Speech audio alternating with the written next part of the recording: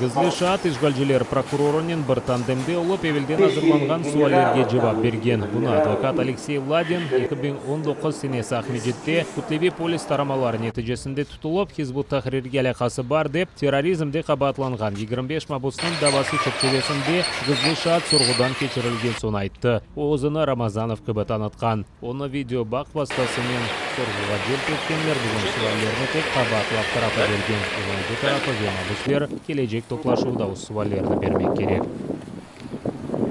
Есть ощущение, причем стойкое ощущение, что свидетель говорит заранее заученные фразы.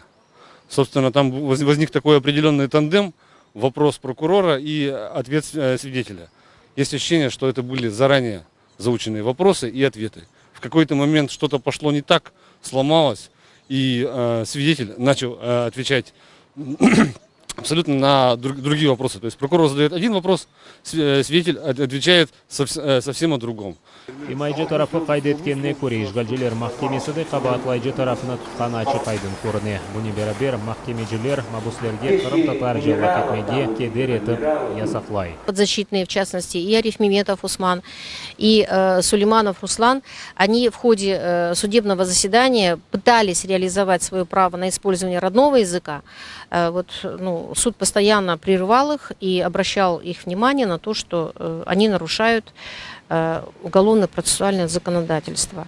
Защита полагает, и сами подсудимые, что это грубое нарушение, опять-таки, норм УПК на использование родного языка в судопроизводстве.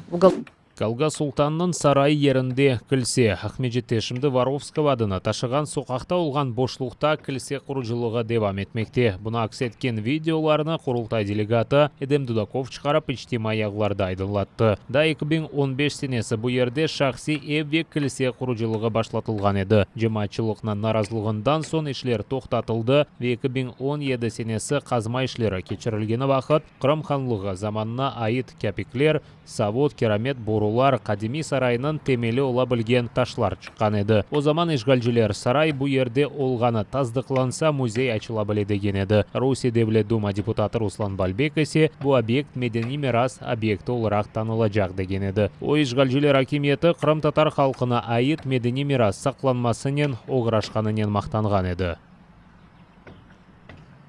И эта церковь строится, чтобы унизить нас. Это месть за 2014 год. Просто афера заключается в том, что в 2014 году задним числом на эту территорию были выделены участки. Якобы 2013 годом. Вот это было сделано задним числом. Многие знают об этой проблеме в Крыму, когда в начале 2014 года ушел дерибан земли по всему Крыму. И очень многие, якобы 2013 годом, получили решение на участки в заповедных местах, в том числе и на участке нашего культурного наследия, где раньше размещался Калга Султан. Калга Султан Қырым ханлығында хандан сон екінші шақыс еді. Тарихчылар білдіргенне көре сарай 15-ші асырның сонында құрылған. Сарай бір чоқ биналардан ибарет екен. 1736 сенесі Русия империясының ордысы Қырымға женгнен келгені вақыт сарай бұйық зарар көрген. Біраздан отта мерленген, ама ярмаданын бірінші ишғалі девамында о бұтынлей иқтырылған. Русия империясы о ерді пива заводына құрған. Советлер акиметі есе 1984 сенесі күйжілікнен күреш кечірілгені вақыт заводны қапатып, йықты. 2000 сенелерінің башына қадар тарихшілер сарай бұл ерде олғанны білейді, ама там сыңырларны белгілеп оламайды. Ватанда яшамак үчүн гайрыдан догу. Юқары шурада Меджлис Курултай гайрыдан топлашуының 30-нчы еллыгына багышлап фото сергі тешкил етті. 65 ресімден ибарет олған ресімлер экспозициясыны парламентнің холында тақдим еттілер. Ресімлерде Қырым татар халқының яңы тарихында олған вақиялар акс етілген. 30 ел евелсі 73 еллық мечбүретіні фүстен соң Курултай яңыдан топлашып, өз фаалиетіні башлатты. Ресімлерде тамыр халқ ватанына қайтмасы ве ерлешмесі акс етілген. Қырым татар халқының лидері Мустафа Джемилевнің сөздеріне көре, темсілже органлар демократик yolunен сечілгені Қырым татарларының бірлігіні сақламаға ярдым етті. Но все эти годы борьба крымско-татарского народа именно велась с теми органами, которые был избран Курултай, Меджлисом крымско-татарского народа, под тем флагом, который был утвержден Курултаем, под тем гимном, который был тоже утвержден на этом Курултае. Наши соотечественники оказались в состоянии, как при советской власти, а по некоторым параметрам даже и хуже. Но вот то, что был Курултай, было сильное национальное движение, оно дает возможность крымским татарам более эффективно противодействовать оккупационному режиму. Бутек Кырым-татар халкынан земаневи тарихы келді, бұйым Украинанын тарихы Меджлис рейсі Рифат Чубаров. Сергіні зиярет еткен халқы депутатлары кечмішті олған хаталарына көз өгіне алып, хуляса чықарарлар деп түшіне. Якщо народні обранці зараз пройдуться цією виставкою, вони побачать, що дуже багато завдань, які стояли перед Україною, перед кримськими татарами ще 30 років тому, вони все ще залишаються актуальними. Ви там побачите фотосвітлини, що вимагаємо відновлення кримсько-татарської автономії. Цього до цього часу немає. Там є вимоги, що фотосвітлини, де вимагається відновлення прав кримсько-татарського народу. В повній мірі ми це ще не відновили і нам ще потрібно приймати закони. Курултай яңадан өз фаалиетіні башлатқанына бағышланған фоторесімлер сергісі июльнің учіне қадар чалышы жақтыр. Сонра бұл сергіні Украинаның башқа шерлерінде де тақдим етежеклер. Ишгалчылар Украина стикбаратына чалышқанында қабатланған Ахмеджет Сакинны 2 айға хапске алды. Бұны Қырым Аққоршаладжы группасында хабар еттілер. Ахмеджет Сакинны Станислав Стеценканы ФСБ хадимлері кечкен авта жұма ақшамы күні яқалады. Евінде тентув кечірілгені вақыт сарым авы түсте олған Украин байрачығыны Украина язысынен шарф и Таврия футбол тақымынан темсаллеріні таптылар. Қабатыны избатламақ етчен дүрбин тозланған рация ве Қырым харитасына тақдим еттілер. Ишгалчыларның мәліметіне көре яқаланған Санкедерсін Қырым üzerinde ұшқан ишгалчыларының әрби ұшақлары аққанда мәлімат топлап Украин истихбаратына бере екен. 33 yaşında olған Стеценканы Devlet хайынлігінде қабатлайлар. Ишгалчылар махкемесінің қарары esasında яқаланған августның 20. Украинада кефенің ишгалчылар арби комиссарыны махкүм етежеклер. Оны қанунсыз чағыру компаниясына кечіргенінде қабатлайлар. Бұны Қырым прокуратурасында хабар еттілер. Ишгалден эвел қабатланған Украина арби құветлерінің ава мудафа құветлерінің полигон yol başçısı екен. 2014 senesi devlet ve берген антына хайынлік япып ишгалчыларге қызмет еті башлады. Біраздан оны Кефе ve İslam Terek районының арби комиссары вазифесіне тайынледілер. Бұл вазифеде бұлынып, о ишгалчылар ордусына Қырым сакинлеріні желп еткен. Прокуратура оны Джен Калабаров қайделеріні бозғанында қабатлай. Відтак обвинувачений, реалізуючи незаконні укази вищого керівництва РФ, сприяв проведенню 6 незаконних призовних кампаній кримчан у відповідних районах. Зазначені дії порушують заборону державі-окупанту примушувати цивільне населення служити у власних збройних силах.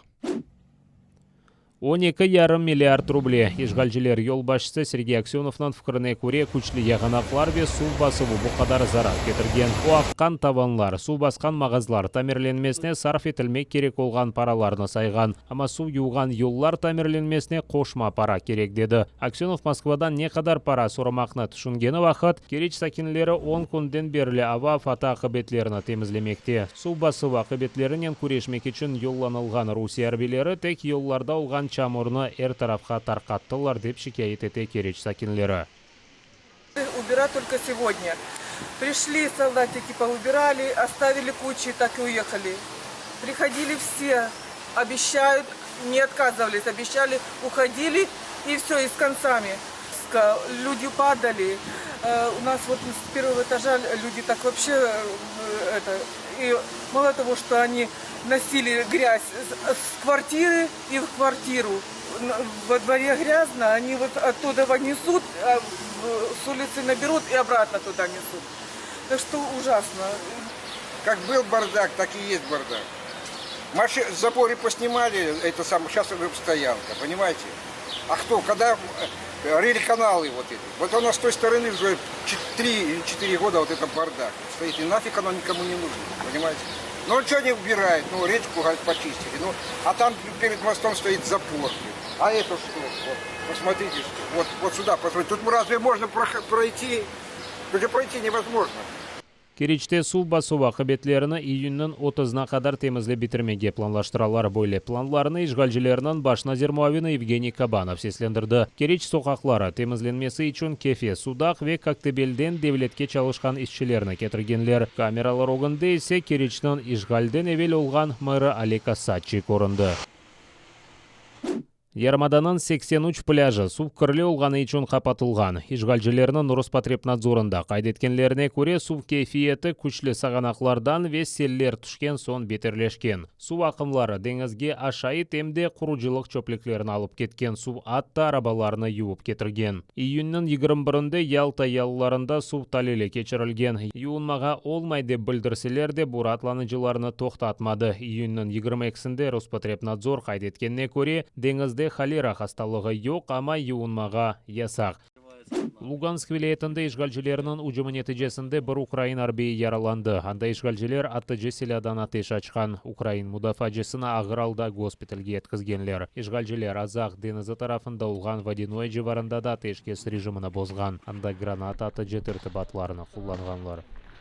Використовуючи координаційний механізм, українська сторона СЦКК оперативно реагувала на порушення через СММ ОБСЄ.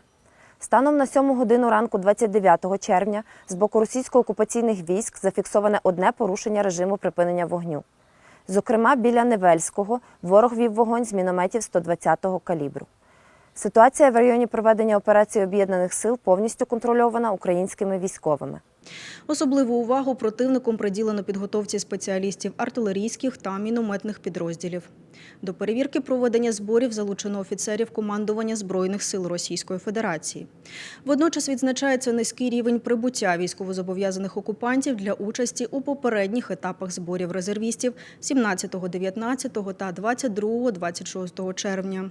У зв'язку з цим російські окупаційні адміністрації ініціювали введення штрафів у розмірі 30 тисяч російських рублів за відсутність у так званому паспорті ДНР штампу про взяття громадянина на військовий облік.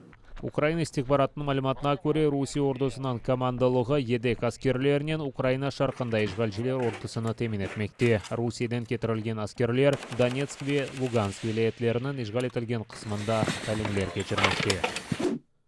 Қырымда есе күн девамында яңы хасталарынан сайысы 400-ге яқынлашмақта. Да 9 кіші чен вирус ағырлашмасы нәтижесінде вефат еткен. Қырымнан ишгалжилер ел басшысы Сергей Аксенов өзінің азырлық режимі ферманна деңішмелер көрсетті. Хасталық тест тарқалғанына бақмадан балалар арасында футбол ярышлары кечірілмесі, цирк ве концерт салонлары чалышмасына изін берді. Италияда жемаат топлашқан ерлерде маска тақмасы талабындан вазгечелер. Мемлекетте адым-адым карантин сыңырлануларыны емшаталар. Енді инсанлар ачық авада маскасыз юре біле. Ләкин эркез маскалардан вазгечмеге азырды кел.